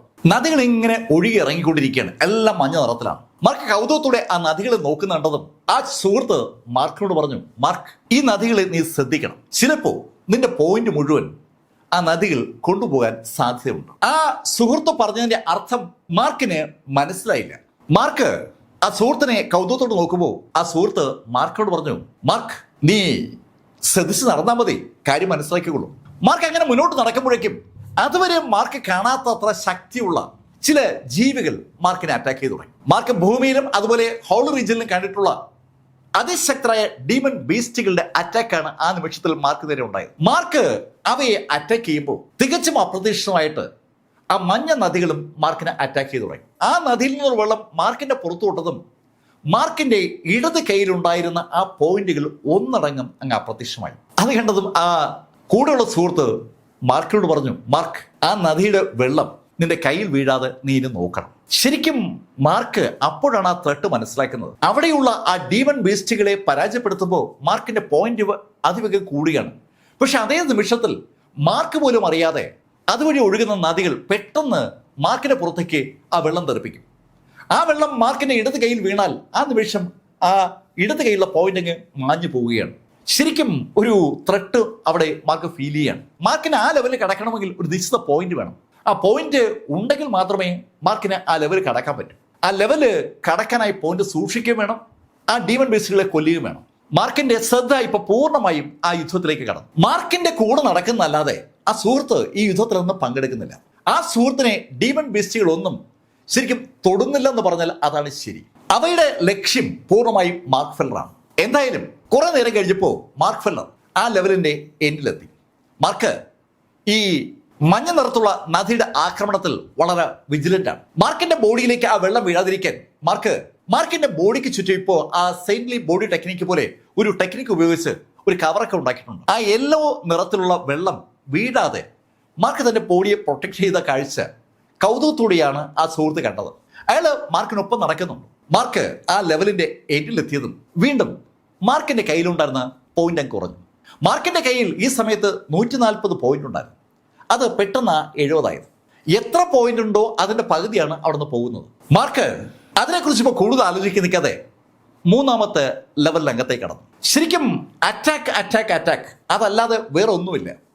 മൂന്നാമത്തെ ലെവലിലേക്ക് കടക്കുമ്പോൾ തന്നെ മാർക്ക് ആ രണ്ടാമത്തെ ലെവലിൽ അവിടെയുള്ള ഡീമൺ ബീസ്റ്റുകളും അവിടെയുള്ള മനുഷ്യരും തമ്മിൽ ഏറ്റുമുട്ടുന്നത് കാണുന്നുണ്ട്. മനുഷ്യർ തമ്മിലും ഡീമൺ ബീസ്റ്റുകൾ തമ്മിലും അങ്ങോട്ടും ഇങ്ങോട്ടും ഒക്കെ യുദ്ധം നടക്കുകയാണ്. പോയിന്റുകൾ കരസ്ഥമാക്കാനുള്ള ഒരു യുദ്ധമാണ് അവിടേക്ക് നടക്കുന്നത്. മൂന്നാമത്തെ ലെവലിലേക്ക് കിടന്ന മാർക്ക് ഫെല്ലർ പെട്ടെന്ന് പരിചയമുള്ള ഒരാളെ കണ്ടു. ആ ആളെ ഒത്തിരി ആളുകൾ ചേർന്ന് ആക്രമിക്കുമ്പോഴാണ് മാർക്ക് ആ ആളെ കണ്ടത്. ആ ആളെ കണ്ട മാർക്ക് ശരിക്കും ഞെട്ടിപ്പോവുകയാണ്. അത് സാക്ഷാൽ വെൻ ഡായാണ്. അവിടെ ആ സതേൺ പ്രോവിൻസിനകത്ത് വെച്ച് മാർക്ക് പരിചയപ്പെട്ട ആ വെൻഡായും വെനറിക്കും അവരുടെ അങ്കിൾ വെൻലിയും മാർക്കിന് നൽകിയ സേവനങ്ങൾക്ക് അതിരുകൾ ഇല്ല എന്ന് തന്നെ പറയാം. ഭൂമിയിൽ നിന്ന് ഹെവൻലി ക്ലൗഡ് സെക്ഷന്റെ സഹായത്താൽ ആ സതേൺ റീജിയനിലെത്തിയ മാർക്കിനെ ഹെവൻലി ക്ലൗഡ് സെക്ഷൻകാർ വേട്ടയാടുമ്പോൾ ശരിക്കും മാർക്കിനെ രക്ഷിച്ചത് വെൻഡായും വെനറിക്കുമാണ്. ആ വെൻഡായെ ആ ഗൂഷിങ് കൊലപ്പെടുത്തിയത് മാർക്കിന് ഇപ്പോഴും ഓർമ്മയുണ്ട്. സ്കൈ സിറ്റിക്ക് പുറത്തു വെച്ച് ഗൂഷിങ് വെൻഡായെ നിഷ്കരണം വധിക്കുകയായിരുന്നു. ശരിക്കും മാർക്കിന് ഒന്നും ചെയ്യാൻ പറ്റാതായി പോയ ഒരു സാഹചര്യത്തിലാണ് വെൻഡായെ അന്ന് ഗൂഷിങ് അവസാനിപ്പിച്ചത്. ആ വെൻഡായുടെ ആത്മാവാണ് ഇപ്പൊ ഇതാ ആ ഗോസ്റ്റ് വേൾഡിനകത്ത്. ആ വെൻഡായെയാണ് അവിടെ ആളുകൾ ആക്രമിക്കുന്നത് കണ്ടതും മാർക്ക് ഫെല്ലറുടെ ഇരു കരങ്ങളും ഒന്ന് ചലിച്ചു. ആ നിമിഷത്തിൽ മാർക്കിന്റെ കയ്യിൽ നിന്ന് തണ്ടർ പ്രകാശം അതിശക്തമായി ആ വെൻഡയെ ആക്രമിക്കുന്ന ആളുകൾക്കിടയിലേക്ക് പാഞ്ഞു കയറിയതും അവരെല്ലാം കൊല്ലപ്പെട്ടു. തന്നെ ആക്രമിച്ചുകൊണ്ടിരിക്കുന്ന ആളുകൾ മുഴുവൻ കൊല്ലപ്പെട്ട കണ്ടതും വെണ്ടയ്ക്ക് ഭയങ്കര സന്തോഷം. വെണ്ട സന്തോഷത്തോടെ തിരിഞ്ഞ് മാർക്ക് ഫെല്ലറെ നോക്കി. പക്ഷെ വെണ്ടയ്ക്ക് മാർക്കിനെ തിരിച്ചറിയാൻ പറ്റുന്നില്ല. മാർക്ക് ഉറക്കെ വെണ്ടായെ വിളിച്ചു, വെണ്ട. മാർക്ക് വിളിക്കുന്ന കേട്ടിട്ട് മാർക്കിനെ തന്നെ ഒന്ന് നോക്കിയ ആ വെണ്ട ഒന്നും മിണ്ടാതെ തിരിഞ്ഞൊരൊറ്റ ഓട്ടം. അവന് മാർക്കിനെ മനസ്സിലായിട്ടില്ല. അത് കണ്ടതും മാർക്ക് കൂടെയുള്ള ആളോട് പറഞ്ഞു, അത് എന്റെ സുഹൃത്ത് വെൻഡായാണ്. മാർക്ക് ഫെല്ലർ, അവന്റെ മെമ്മറി പൂർണ്ണമായും നഷ്ടമായിരിക്കുകയാണ്. അവന്റെ മെമ്മറി അവന് തിരിച്ചു കിട്ടണമെങ്കിൽ അവൻ പരമാവധി മെറിറ്റ് പോയിന്റുകൾ നേടണം. ആ പോയിന്റ് നേടാനാണ് അവൻ യഥാർത്ഥത്തിൽ ഈ ഫൈറ്റ് ചെയ്യുന്നത്. അവൻ മാത്രമല്ല, ഇവിടെ ഫൈറ്റ് ചെയ്യുന്ന എല്ലാവരുടെ ലക്ഷ്യവും അവരുടെ മെമ്മറി തിരിച്ചു പിടിക്കാനാണ്. അത് തിരിച്ചു പിടിച്ചാൽ അവർക്ക് ഉറപ്പായും ഒരു പുനർജന്മം കിട്ടും. പുനർജന്മം അതാണ് അവരുടെ എല്ലാവരുടെയും ലക്ഷ്യം. മാർക്ക് ഫെല്ലർക്ക് അതുവരെ കിട്ടാതിരുന്ന ഒരു ഉത്തരമാണ് ഇപ്പോൾ ആ സുഹൃത്ത് മാർക്കിനെ കൊടുത്തത്. മാർക്ക് ഫെല്ലർ ആ സുഹൃത്തിനോട് അങ്ങനെ സംസാരിക്കുമ്പോൾ ആ തേർഡ് ലെവലിൽ അന്തരീക്ഷം ആകെ മാറുകയാണ്. അതിശക്തരായ യോദ്ധാക്കളുടെ ഒരു നീണ്ട നിര അവിടെ ഉണ്ടായി. അത് കണ്ടതും ആ സുഹൃത്ത് മാർക്കിനോട് പറഞ്ഞു, മാർക്ക്, ഇവരാണ് ഈ ഗോസ്റ്റ് വേൾഡിലെ സോൾജേഴ്സ്. ഇവർക്ക് മുകളിൽ ജനറൽസും അവർക്ക് മുകളിൽ കിങ്ങും ഉണ്ട്. ഇവരൊക്കെ ഈ ഗോസ്റ്റ് വേൾഡ് നിയന്ത്രിക്കുന്നവരാണ്. നീ ഇനിയുള്ള കാര്യങ്ങൾ ശ്രദ്ധിച്ച് കൈകാര്യം ചെയ്യും. മാർക്ക് ഫെല്ലർ അതുവരെ നേരിട്ടത് അവിടെയുള്ള പ്രജകളെയാണെന്ന് പറയാം. ഇനി ഇതാ മാർക്ക് യഥാർത്ഥ പോരാളികളുമായി കൂട്ടിമുട്ടുകയാണ്. മാർക്കും ആ തേർഡ് ലെവലിലെ യോദ്ധാക്കൾ തമ്മിൽ അതിശക്തമായ ഒരു ഫൈറ്റ് തന്നെ തുടർന്ന് നടന്നു. യോദ്ധാക്കളെയൊക്കെ അവസാനിപ്പിക്കാൻ മാർക്കിന് ഒത്തിരി ബുദ്ധിമുട്ടിയാണെങ്കിലും പറ്റി. മാർക്ക് അധികം ഡിവൈൻ ആയുധങ്ങളൊന്നും അവർ നേരിടാൻ ഉപയോഗിച്ചിട്ടില്ല. ആ തണ്ടർ തന്നെയാണ് മാർക്കിന്റെ സ്ഥിരം ആയുധം. ശരിക്കും മാർക്കും ആ യോദ്ധാക്കളും തമ്മിലുള്ള യുദ്ധം അങ്ങനെ നടക്കുമ്പോൾ അനവധി ലെവലുകൾക്ക് അപ്പുറത്ത് രണ്ടാളുകൾ അങ്ങനെ നിൽക്കുകയാണ്. അതിലൊരാള് കൈകൾ രണ്ടും പുറകിൽ കെട്ടിയിട്ടുണ്ട്. ആ ആള് കൂടെ നിൽക്കുന്ന ആളോട് പറഞ്ഞു, അവനാണ് മാർക്ക് ഫെല്ലർ. അവൻ ഉറപ്പായും ഇവിടം വരെ എത്തും. അവർ രണ്ടുപേരും നിൽക്കുന്നത് 7th ലെവലിലാണ്. 7th ലെവലിൽ നിന്നുകൊണ്ട് ആ അഭിപ്രായം പറഞ്ഞ വ്യക്തിയോട് മറ്റേയാള് പറഞ്ഞു, ഏയ് ശ്രീഹരി, നിനക്ക് അത്ര വിശ്വാസമാണോ മാർക്ക് ഫെല്ലർ ഇവിടം വരെ എത്തുമെന്ന്? അതെ, മാർക്കിൽ എനിക്ക് അത്ര പ്രതീക്ഷയാണുള്ളത്. ശ്രീഹരി മാർക്ക് ഫെല്ലറെ പോലെ സ്വന്തം ബോഡി മറ്റു സ്ഥലത്ത് നിലനിർത്തിയിട്ട് ആത്മാവുമായി അവിടെ എത്തിയിരിക്കുകയാണ്. ശ്രീഹരി ഇവിടെ എത്തിയിട്ട് കുറെ നാളുകളായി. ഒരുപാട് പോയിന്റുകൾ ഇതിനിടയിൽ ശ്രീഹരി ആർജിച്ചു കഴിഞ്ഞു. ആ പോയിന്റുകളാണ് ശ്രീഹരിയെ ഇപ്പോൾ 7th ലെവലിൽ എത്തിച്ചിരിക്കുന്നത്. അതിശക്തനായ ശ്രീഹരിക്ക് പറ്റിയ എതിരാളികൾ ശരിക്കും 7th ലെവൽ വരെ വേറെ ഉണ്ടായിരുന്നില്ലെന്ന് തന്നെ പറയാം. ആ ശ്രീഹരി കൗതുകത്തോടെ മാർക്ക് ഫെല്ലർ 3rd ലെവലിൽ പടവെട്ടുന്നത് അങ്ങനെ നോക്കി നിൽക്കുമ്പോൾ ശ്രീഹരിയോട് സംസാരിക്കുന്ന ആൾ പറഞ്ഞു, 3rd ലെവലിൽ സോൾജിയേഴ്സേ ഉള്ളൂ. 4th ലെവലിൽ മാർക്ക് എതിരാൻ പോകുന്നത് സാക്ഷൽ ജനറൽസിനെയാണ്. ആ ജനറൽസിനെ മാർക്ക് ഓവർടേക്ക് ചെയ്താലും 5th ലെവലിൽ കിങ്ങിനെ മാർക്ക് നേരിടുമ്പോൾ എനിക്ക് തോന്നുന്നില്ല മാർക്കിന് ആ കിങ്ങിനെ മറികടക്കാൻ പറ്റുമെന്ന്. ശ്രീഹരി, നിനക്കറിയാമല്ലോ 5th ലെവലിലെ കിങ്ങിന്റെ കപ്പാസിറ്റി. അയാള് ഒരു 4th ലെവൽ ട്രിബുലേഷൻ ട്രാൻസിറ്റിംഗ് സ്റ്റേജിലെ യോദ്ധാവാണ്. ട്രിബുലേഷൻ 4th ലെവലുകാരൻ മാർക്കിന് വേണ്ടി 5th ലെവൽ ഗോസ്റ്റ് വേർഡിൽ വെയിറ്റ് ചെയ്യുകയാണ്. പക്ഷെ ഇവിടെ ശ്രീഹരി ഇതാ 7th ലെവലിൽ നിൽക്കുകയാണ്. അതിന്റെ അർത്ഥം ആ 5th ലെവലിലെ 4th ലെവൽ ട്രിബുലേഷൻ ട്രാൻസിറ്റിംഗ് സ്റ്റേജുകാരനെ ശ്രീഹരി ഓവർടേക്ക് ചെയ്തു എന്നാണ്. അതിന് മറ്റൊരു അർത്ഥം കൂടിയുണ്ട്. Sreehari 4th level tribulation transiting സ്റ്റേജിലെ യോദ്ധാവിനേക്കാൾ ശക്തനാണെന്നാണ് അതിന്റെ അർത്ഥം. ഈ സംഭാഷണങ്ങളൊന്നും തന്നെ മാർക്ക് ഫെല്ലർ അറിയുന്നില്ല. മാർക്ക് ഫെല്ലറുടെ പൂർണ്ണ ശ്രദ്ധ ആ 3rd ലെവലിലെ സോൾജിയേഴ്സുമായിട്ടുള്ള ഫൈറ്റിലാണ്. എന്തായാലും മണിക്കൂറുകൾ നീണ്ട ആ പോരാട്ടത്തിനൊടുവിൽ മാർക്ക് 4th ലെവലിന്റെ എൻട്രി പോയിന്റിലെത്തി. മാർക്കിന്റെ കയ്യിൽ ഇപ്പൊ 270 കോയിനുകളുണ്ട്, അല്ലെങ്കിൽ പോയിന്റുകളുണ്ട്. ആ പോയിന്റുകൾ പെട്ടെന്ന് 135 എന്ന് പകുതിയായി കുറഞ്ഞു. മാർക്ക് 4th ലെവലിലേക്ക് കടന്നു. മാർക്കിനൊപ്പം ആ സുഹൃത്ത് ഈസിയായി കടക്കുന്നുണ്ട്. അയാളുടെ കയ്യിൽ പോയിന്റ് ഉണ്ടെന്നോ ആ പോയിന്റുകൾ കുറയുന്നുണ്ടെന്നോ എന്നൊന്നും മാർക്ക് ശ്രദ്ധിക്കുന്ന പോലുമില്ല. ആ സുഹൃത്ത് മാർക്കിനൊപ്പം കൂളായി അകത്തേക്ക് കടക്കുകയാണ്. അയാൾ മാർക്കിനോട് പറഞ്ഞു, മാർക്ക്, നീ ഇവിടെ കുറച്ചുകൂടെ ശ്രദ്ധിക്കണം. നീ ഇപ്പൊ എതിരിട്ട സോൾജിയേഴ്സ് അല്ല ഇവിടെയുള്ളത് ജനറൽസ് ആണ്. ശ്രദ്ധിക്കുക, ഇവരൊക്കെ ട്രിബുലേഷൻ ട്രാൻസിറ്റിംഗ് സ്റ്റേജിലെ 2nd ലെവൽ യോദ്ധാക്കളാണ്. ട്രിബുലേഷൻ 2nd ലെവലിലെ യോദ്ധാക്കളെ മാർക്കിന് അറിയാം. ആ ഹോളി റീജിയനിൽ ഇപ്പൊ പലരും ട്രിബുലേഷൻ 2nd ലെവലിലാണ്. മാർക്കിന്റെ എമിലി ബ്ലാക്ക് പോലും 2nd ലെവലിലാണ്. അവര് അതിശക്തരാണ്. മാർക്ക് ഫെല്ലർ ആ സുഹൃത്തിനോട് താൻ ശ്രദ്ധിച്ചുകൊള്ളാം എന്ന് പറയുമ്പോഴേക്കും ജനറൽസിന്റെ ഒരു വരവുണ്ടായി. ശരിക്കും അവരുടെ വേഷവിധാനങ്ങൾ തന്നെ ജനറൽമാരെ അനുസ്മരിപ്പിക്കുന്ന ശൈലിയിലാണ്. ആർമിയിലെ ജനറൽമാരുടെ ശൈലിയിൽ അവിടെ എത്തിയ അവർ മാർക്കിനെ അതിവേഗം അറ്റാക്ക് ചെയ്ത് തുടങ്ങുകയാണ്. ശരിക്കും ഒരു ഒറ്റ ജനറലാണ് മാർക്കിനെ ആദ്യം അറ്റാക്ക് ചെയ്തത്. അയാളും മാർക്കും നമ്മൾ ആ യുദ്ധം കൊടുമ്പിരി കൊള്ളുകയാണ്. ആ കൊടുമ്പിരി കൊണ്ട യുദ്ധത്തിന്റെ ഒടുവിൽ മാർക്ക് അയാളെ ചിതറിച്ചു. അത് കണ്ടതും 2 ജനറൽമാർ കൂടി മാർക്ക് നേരിട്ടു. ഒരു 2nd ലെവൽ ട്രിബുലേഷൻ ട്രാൻസിറ്റിംഗ് സ്റ്റേജുകാരനെ മാർക്ക് അവസാനിച്ചപ്പോൾ 2 പേരാണ് മാർക്കിനെതിരെ എത്തിയത്. മാർക്കും അവരും തമ്മിലുള്ള യുദ്ധം കൊടുമ്പിരി കൊണ്ടു തുടങ്ങിയതും മാർക്കിന്റെ വലത് കൈയിൽ ആ ഗോസ്റ്റ് സോഡ് പ്രത്യക്ഷപ്പെട്ടു. ഗോസ്റ്റ് സോഡിന്റെ ആ ഗ്രീൻ എനർജി ആ ഈവിളയുടെ സഹായത്തോടുകൂടി അവരെ അറ്റാക്ക് ചെയ്ത് തുടങ്ങിയതും ആ അറ്റാക്ക് ഒരു ഫലം ഉണ്ടാക്കി. ഏകദേശം ഒരു 1-2 മണിക്കൂറത്തെ അറ്റാക്കിന്റെ ഫലമായിട്ട് മാർക്കിന് ഹാർട്ട് ഓഫ് തണ്ടറും അതുപോലെ ഈവിളായി ഉപയോഗിച്ച് ആ ജനറൽമാരെ ഏതാണ്ട് അവസാനിപ്പിക്കാൻ പറ്റിയെന്ന് പറയാം. സകല ജനറൽമാരെയും മാർക്ക് കൊന്നു എന്ന് അതിനർത്ഥമില്ല. മാർക്കുമായി ഏറ്റുമുട്ടൽ നടക്കുമ്പോൾ തന്നെ അവിടെ വേറെയും ആളുകൾ ആ ജനറൽമാരുമായി ഏറ്റുമുട്ടുന്നുണ്ട്. പലരും 3rd ലെവലിൽ നിന്ന് 4th ലെവലിൽ എത്തിയിട്ടുണ്ട്. മാർക്ക് ഫെല്ലർ അവസാനം 4th ലെവൽ കടന്നു. ഇപ്പോൾ മാർക്കിന്റെ കയ്യിലുണ്ടായിരുന്ന പോയിന്റുകളുടെ എണ്ണം 480 ആയിരുന്നു. 480 പെട്ടെന്ന് 240 കുറഞ്ഞു. മാർക്ക് 5th ലെവലിലേക്ക് അടക്കുകയാണ്. ഈ സമയത്ത് 7th ലെവലിൽ നിൽക്കുന്ന ശ്രീഹരിയും ആ കൂടെയുള്ള ആളും മാർക്കിനെ തന്നെ അങ്ങനെ നോക്കി നിൽക്കുമ്പോൾ കൂടെയുള്ള ആള് ശ്രീഹരിയോട് പറഞ്ഞു, ശ്രീഹരി, ഇനിയാണ് യഥാർത്ഥ ഫൈറ്റ്. എനിക്ക് ഉറപ്പാണ് ഈ ലെവലിൽ മാർക്ക് പരാജയപ്പെടുമെന്ന്.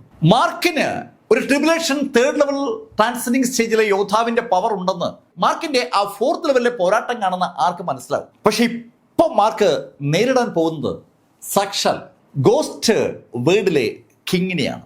മാർക്ക് ആ 5th ലെവലിലേക്ക് കടന്നതും സുഹൃത്ത് മാർക്കിനോട് പറഞ്ഞു, മാർക്ക്, നീ ഇനി ശ്രദ്ധിക്കണം. ഇതുവരെയുള്ള എതിരാളികളൊക്കെയും നിന്റെ ശക്തിയിൽ വിരണ്ടു പോയവരാണെന്ന് പറയാം. പക്ഷെ മാർക്ക്, ഇത് സാക്ഷൽ കിങ് ആണ്, ശ്രദ്ധിക്കുക. അങ്ങനെ ആ വ്യക്തി പറഞ്ഞു കഴിഞ്ഞതും അവിടെ ഒരു പ്രകാശം അടിച്ചു. ആ പ്രകാശം മാർക്കിന് മുന്നിലായി ഒന്ന് ഘനീഭവിക്കുമ്പോൾ സാക്ഷാൽ രാജാവിനെ അനുസ്മരിപ്പിക്കുന്ന ശൈലിയിൽ ഒരാള് ആ പ്രകാശത്തിൽ അങ്ങനെ കുളിച്ചു നിൽക്കുകയാണ്. അയാളുടെ തലയിൽ ഒരു കിരീടമൊക്കെ ഉണ്ട്. അയാൾ മാർക്കിനോടായി പറഞ്ഞു, ഏയ് മാർക്ക് ഫെല്ലർ, ഈ ഗോസ്റ്റ് വേൾഡിലേക്ക് അനുവാദമില്ലാതെ കടക്കാൻ ഒരാളെയും ഞാൻ അനുവദിക്കത്തില്ല. നീ എന്റെ അനുവാദമില്ലാതെ ഇവിടേക്ക് കടന്നിരിക്കുകയാണ്. മാർക്ക്, നീ ഇവിടെ വന്ന സ്ഥിതിക്ക് ഇനി തിരിച്ചു പോകണ്ട. അങ്ങനെ അയാൾ പറയുമ്പോൾ അതിനൊറ്റ അർത്ഥമേ ഉള്ളൂ, മാർക്കിന്റെ മരണം അയാൾ കൺഫേം ആക്കാൻ പോവുകയാണെന്നാണ്. മരിച്ച ആളുകൾക്ക് ഉള്ള ആ ലോകത്ത് ജീവനുള്ള ഒരാള് വന്നാൽ അതങ്ങനെ അനുവദിച്ചു കൊടുക്കാൻ പറ്റില്ലല്ലോ. ആ ആള് പറയുന്നതിൽ ഒരു യുക്തിയുണ്ട്. ആ രാജാവിന്റെ ജോലി മരിക്കുന്ന ആളുകളെ അവിടെ എത്തിക്കുക എന്നുള്ളതാണ്. ആ രാജാവിന്റെ ആ വാക്കുകൾക്ക് വല്ലാത്തൊരു മുഴക്കമുണ്ട്. ശ്രീഹരി ശരിക്കും ആകാംക്ഷയോടെ ആ 5th ലെവലിലേക്ക് അങ്ങനെ നോക്കി നിൽക്കുമ്പോൾ ആ രാജാവ് മാർക്കിന്റെ നേരെ ഒന്ന് കുതിച്ചു. അയാൾ മുന്നോട്ട് കുതിക്കുമ്പോൾ അയാളുടെ കൈകളൊന്ന് അനങ്ങുന്നുണ്ട്. അയാളുടെ കൈകൾ അനങ്ങുമ്പോൾ ആ കയ്യിൽ നമുക്കൊരു കാഴ്ച കാണാം. തീ, വെറും തീയല്ല, തീ കൊണ്ടുള്ള ചങ്ങലയാണ്. തീ ചങ്ങലകൾ ഒരു 10 എണ്ണം അയാളുടെ 10 വിരലുകളെയും കണക്ട് ചെയ്തുകൊണ്ട് മാർക്ക് ഫെല്ലർക്ക് നേരെ പാഞ്ഞു വരികയാണ്. ശരിക്കും ഏതൊരു ആത്മാവിനെയും വലിച്ചെടുക്കാനുള്ള കപ്പാസിറ്റി ആ തീ കൊണ്ടുള്ള ചങ്ങലകൾക്കുണ്ട്. ആ ചങ്ങലകളുടെ ലക്ഷ്യം മാർക്കിന്റെ സോളാണ്. മാർക്കിന്റെ സോളിലേക്ക് പാഞ്ഞു കയറി സോളിനെ വലിച്ചെടുക്കാനുള്ള കപ്പാസിറ്റി ആ ചങ്ങലയ്ക്കുണ്ട്. അയാളാണെങ്കിൽ ഒരു 4th ലെവൽ ട്രിബുലേഷൻ ട്രാൻസെൻഡിങ് സ്റ്റേജിലെ ശക്തരുമാണ്. ആ ശക്തന്റെ അതിശക്തമായ ആ ചങ്ങലകൾ മാർക്ക് ഫെല്ലർക്ക് നേരെ പാഞ്ഞു വന്നതും അത് മാർക്കിന്റെ ആ സോളിലേക്ക് ഇടിച്ചു കയറി. ശരിക്കും ആ നിമിഷത്തിൽ മാർക്കിന്റെ സോള് ചിതറി തുടങ്ങി. ചെറിയ കഷ്ണങ്ങളായി മാർക്ക് ചിതറുന്നത് ശ്രീഹരിക്കൊപ്പമുള്ള ആളെ കണ്ടു. അയാള് ചിരിച്ചുകൊണ്ട് ശ്രീഹരിയോട് പറഞ്ഞു, നോക്ക്, ഞാൻ പറഞ്ഞില്ലേ മാർക്ക് ഫെല്ലർക്ക് പിടിച്ചു നിൽക്കാൻ കഴിയില്ലെന്ന്. അങ്ങനെ ആ വ്യക്തി പറഞ്ഞ ആ നിമിഷത്തിൽ ഒരു പച്ച പ്രകാശം മാർക്ക് നിന്ന ഭാഗത്തു നിന്ന് ആ ആക്രമിക്കുന്ന രാജാവിന്റെ ഭാഗത്തേക്ക് പാഞ്ഞു പോകുന്നത് അയാളുടെ കണ്ണിൽപ്പെട്ടു. ശ്രീഹരിയുടെ ചുണ്ടിൽ ഒരു പുഞ്ചിരി വിരിഞ്ഞു. ശ്രീഹരി പുഞ്ചിരിയോടുകൂടി ആ പ്രകാശത്തിലേക്ക് നോക്കുമ്പോൾ മാർക്കിന്റെ ആ ഈവിളായി ആക്ടിവേറ്റ് ചെയ്ത് ഗോസ്റ്റ് സോഡ് റിലീസ് ചെയ്തിരുന്നു. ശരിക്കും മാർക്കിന്റെ വലത് കൈ ഒന്ന് ചലിച്ചതും ആ ഗോസ്റ്റ് സോഡ് എനർജി സൃഷ്ടിച്ച പച്ച പ്രകാശം മാർക്കിന്റെ നേരെ പാഞ്ഞു വന്ന ആ ചങ്ങലകളിലേക്ക് ഇടിച്ചു കയറുകയാണ്. ആ ചങ്ങലകൾ തീയാണ്. അതേസമയത്ത് മാർക്കിന്റെ ആ ഈവിൾ ആയി സൃഷ്ടിക്കുന്ന പച്ച പ്രകാശം അതിനേക്കാളേറെ പ്രശ്നകാര്യമായ ഒരു തണുപ്പുമാണ്. തണുപ്പെന്ന് പറഞ്ഞാൽ എല്ല് വരെ തണുത്ത് കട്ടയായി പോകുന്ന തണുപ്പാണ് മാർക്ക് ഫെല്ലറുടെ ആ ഈവിളായി സൃഷ്ടിച്ചത്. പെട്ടെന്ന് ആ എൻറ്റയർ 5th ലെവലും തണുത്ത് ഉറഞ്ഞ് ഐസ് കട്ടയായതുപോലെയായി. ആ ഐസ് കട്ടയ്ക്കകത്ത് തീ ജ്വലിപ്പിക്കാനുള്ള ആ കിങ്ങിന്റെ ശ്രമം ഏതാണ്ട് പരാജയപ്പെടും പോലെയായി. അയാളുടെ മുഖത്ത് വല്ലാത്തൊരു അമ്പരപ്പുണ്ട്. അയാളുടെ ആ തീ ചങ്ങലകൾ സകല ആത്മാക്കളെയും വലിച്ചെടുക്കുന്നതാണ്. പക്ഷെ ഇവിടെ ഇത് ആദ്യമായി അയാൾ പരാജയപ്പെട്ടു എന്ന് പറയാം. അയാളുടെ തീ ചങ്ങലയെ പെട്ടെന്ന് മാർക്ക് സൃഷ്ടിച്ച ആ ഐസ് അങ്ങ് മൂടിയിരിക്കുകയാണ്.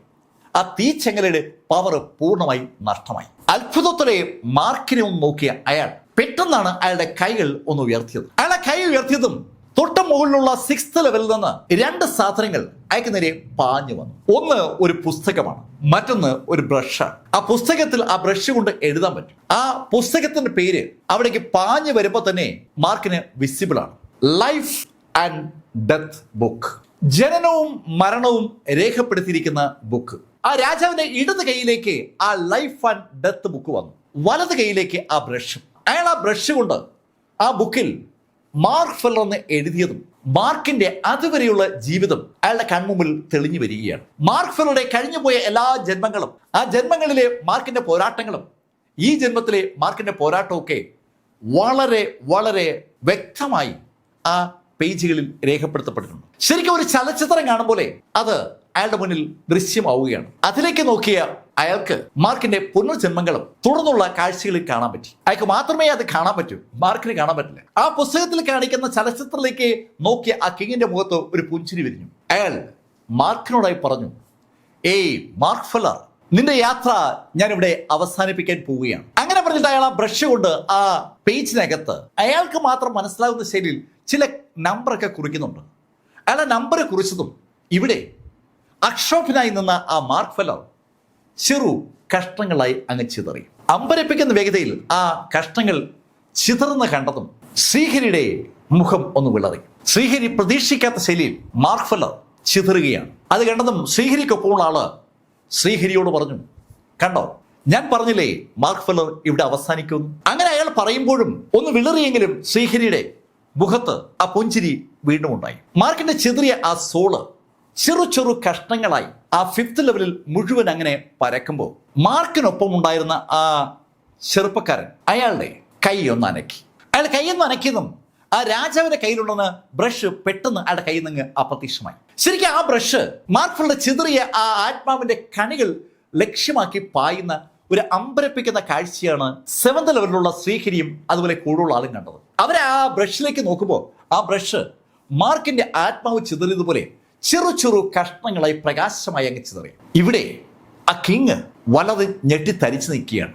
അയാളുടെ കയ്യിലിരുന്ന ആ ബ്രഷ് അയാളുടെ ലൈഫുമായി കണക്റ്റഡ് ആണ്. അതാണ് ചിതറിയിരിക്കുന്നത്. ആ ബ്രഷ് ചിതറിയത് ആ ലെവലിൽ ആ സമയത്തുള്ള ആ ചെറുപ്പക്കാരനുമായി കണക്ട് ചെയ്താണോ എന്നുള്ള കാര്യം ആ കിങ്ങിന് അറിയില്ല. അയാൾക്ക് എന്ത് ചെയ്യണമെന്ന് അറിയില്ല. ആ നിമിഷത്തിൽ 7th ലെവലിൽ ഒരു കാര്യം കൂടെ സംഭവിച്ചു. 7th ലെവലിലെ ശ്രീഹരി അയാളുടെ ഇടത് കൈ ഒന്ന് അനക്കുന്നതാണ് കൂടെ നിൽക്കുന്ന ആള് കണ്ടത്. അയാൾ അമ്പരപ്പോടെ ശ്രീഹരിയോട് ചോദിച്ചു, ഈ ശ്രീഹരി നീ അത് ചെയ്യാൻ പോവുകയാണോ?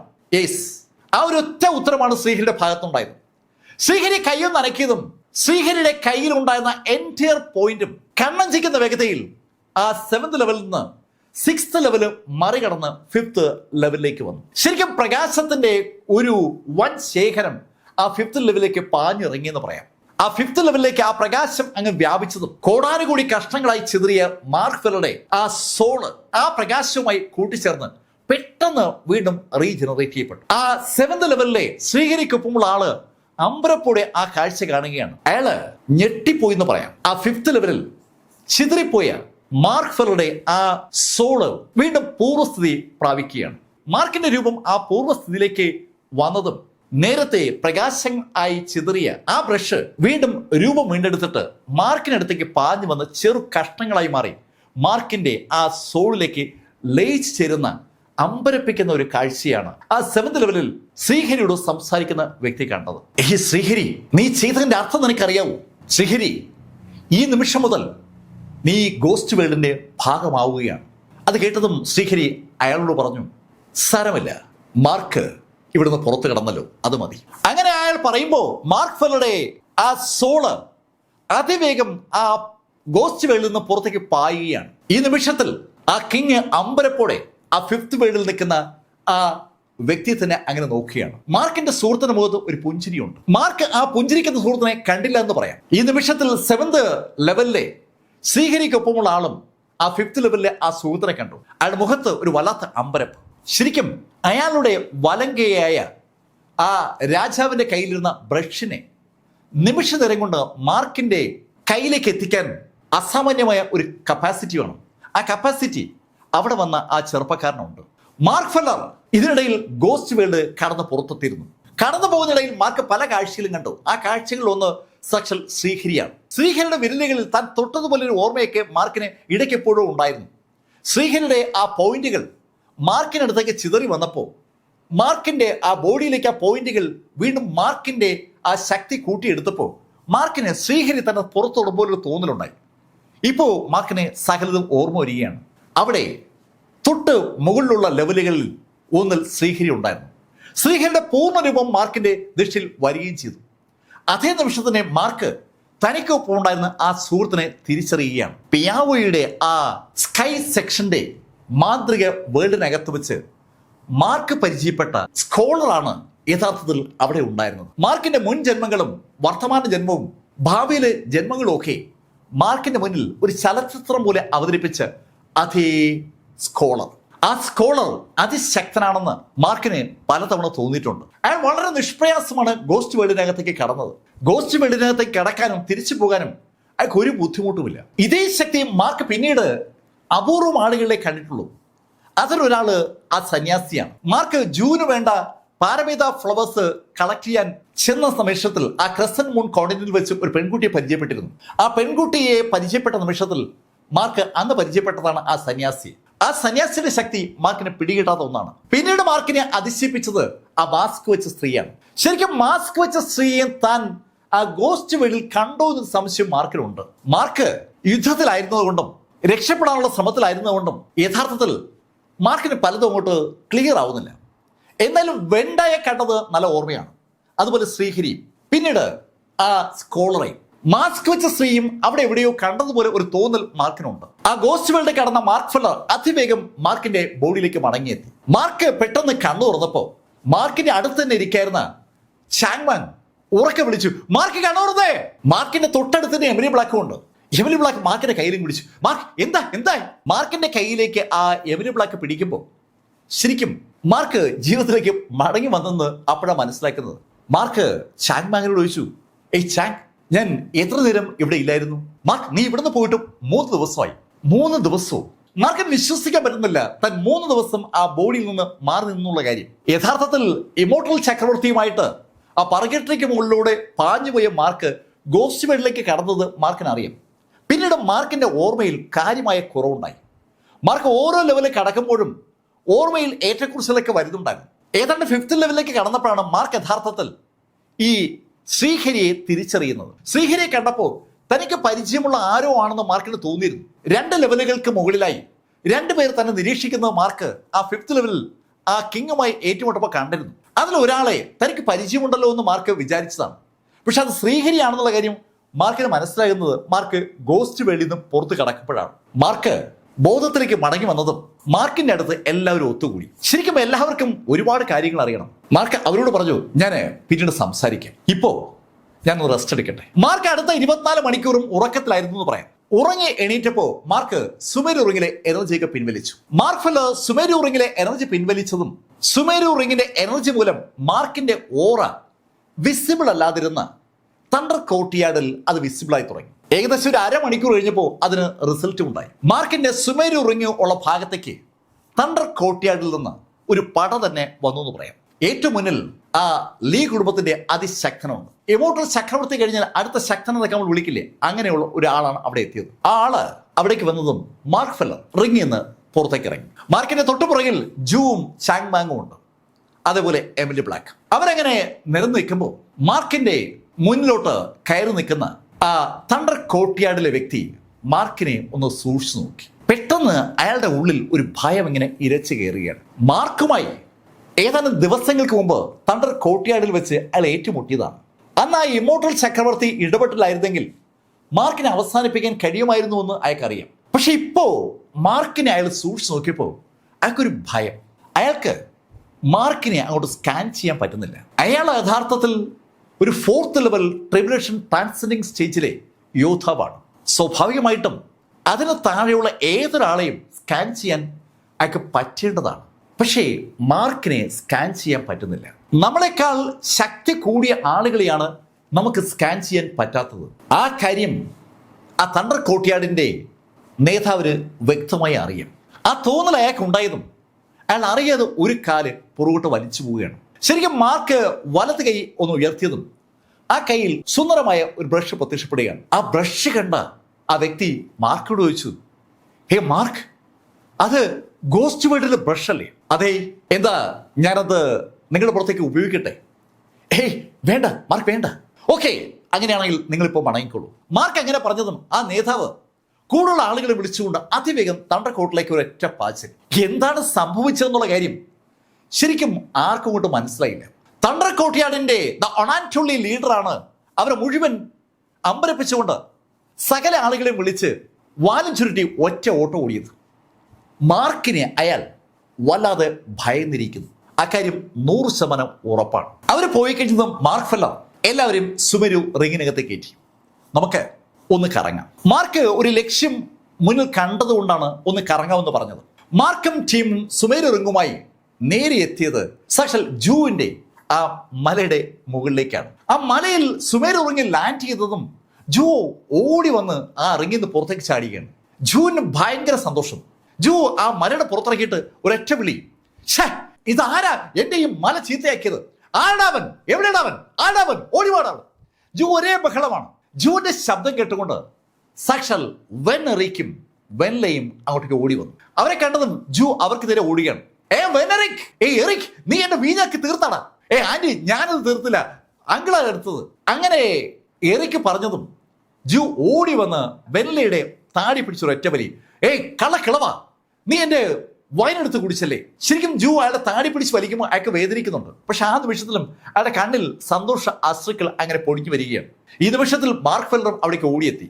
അതേപോലെ ചാങ്മാങ്ങിനെയും മാർക്കിനെയൊക്കെ കണ്ടപ്പോൾ ആ രണ്ടു പേർക്കും പറഞ്ഞറിയിക്കാനാവാത്ത സന്തോഷം. സകല ആളുകളും പെട്ടെന്ന് അവിടേക്ക് കൂടി. ശരിക്കും ആഹ്ലാദത്തിൻ്റെതായ സന്തോഷത്തിൻ്റെതായ നിമിഷങ്ങൾ അവിടെ അങ്ങനെ പൊട്ടിവിടുകയാണ്. ജൂന് നല്ല പരിചയമുള്ള മേഖല ആയതുകൊണ്ട് ഭക്ഷണം ഉണ്ടാക്കാനായി മൃഗങ്ങളെ വേട്ടയാടുക എന്ന് പറഞ്ഞാൽ നിഷ്പ്രയാസം ജൂന് പറ്റുമല്ലോ. ജൂന്റെ നേതൃത്വത്തിൽ അതിവേഗം രുചികരമായ ഭക്ഷണ പദാർത്ഥങ്ങൾ ഉണ്ടാക്കപ്പെട്ടു. വൈനൊക്കെ ഒത്തിരി വർഷം പഴക്കമുള്ളതാണ്. ആ വൈന് കുടിക്കാൻ സകലർക്കും വല്ലാത്ത ആവേശം.